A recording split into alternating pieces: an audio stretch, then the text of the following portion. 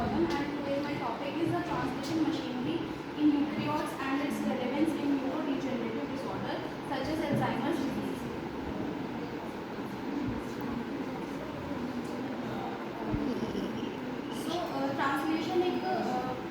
Translation machinery एक protein synthesis है और जो कि एक फंडामेंटल प्रोसेस है सारे यूकैरियोट्स में, जिसमें क्या होता है फंक्शनल प्रोटीन्स का सिंथेसिस होता है फ्रॉम एमआरएनए टेम्पलेट। ये प्रोसेस जो होता है वो टाइटली रेगुलेट होता है और इसमें तीन मेन फेजेस होते हैं। सबसे पहले इनिशिएशन, फिर इलॉन्गेशन एंड टर्मिनेशन। तो ribosomes in eukaryotic ribosome that is ATS, जिसमें दो सब यूनिट्स होती है, स्मॉल जो होती है 40S सब यूनिट और लार्ज 60S सब यूनिट। 40S सब यूनिट रिस्पॉन्सिबल है एमआरएनए डिकोडिंग के लिए और लास्ट 60S सब यूनिट कैटलाइज करता है पेप्टाइड बॉन्ड फॉर्मेशन को।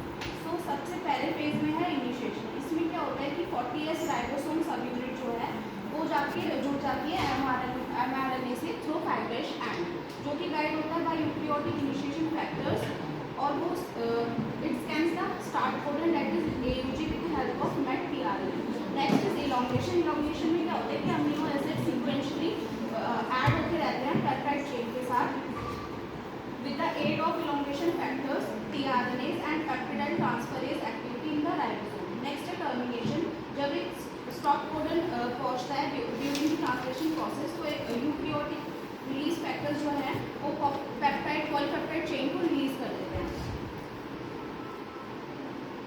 Next is regulation of translation, जिसमें है mTOR सिग्नलिंग पाथवे। ये कंट्रोल करता है प्रोटीन सिंथेसिस को on the basis of nutrient availability and stress, cellular stress. Next is integrated stress response. ये रेगुलेट करता है ट्रांसलेशन को during stress by modulating ELF2 phosphorylation. Next is RNA binding proteins and micro RNAs। ये modulate करता है mRNA की stability को और ट्रांसलेशन की efficiency. Now, translation machinery dysregulation in Alzheimer's disease. So first of all, Alzheimer's disease एक neurodegenerative disorder है, जिसमें क्या होता है प्रोग्रेसिव कॉग्निटिव डिक्लाइन होता है, मतलब कि पर्सन में एज के साथ साथ मेमोरी का लॉस होना स्टार्ट हो जाता है, जो कि होता है amyloid beta plaque formation and top protein aggregation की वजह से। ट्रांसलेशन में डिसरेगुलेशन आ जाता है, जिसकी वजह से अल्जाइमर डिजीज कॉज होती है। So first is protein misfolding and aggregation.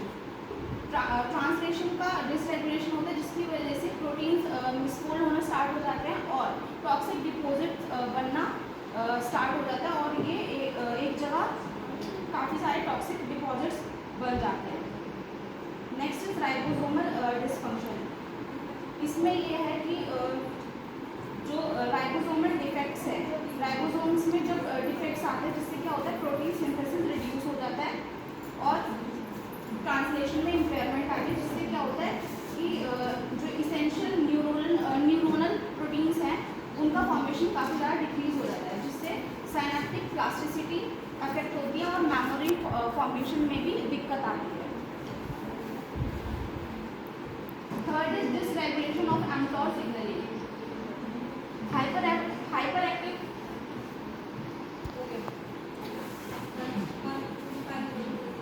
hyperactive mTOR signaling in Alzheimer disease, ये सप्रेस करता है ऑटोफेजी को, जिससे क्या होता है टॉक्सिक प्रोटीन्स जो ब्रेन में होते हैं उनकी क्लियरेंस में दिक्कत आती है, जिससे कि अल्जाइमर डिजीज होने के चांसेस काफ़ी ज़्यादा बढ़ जाते हैं। इसको इनिबिट कर सकते हैं mTOR इनिबिटर्स जैसे कि रेपामाइसिन, जो कि ऑटोफेजी को वापस से रिस्टोर करता है और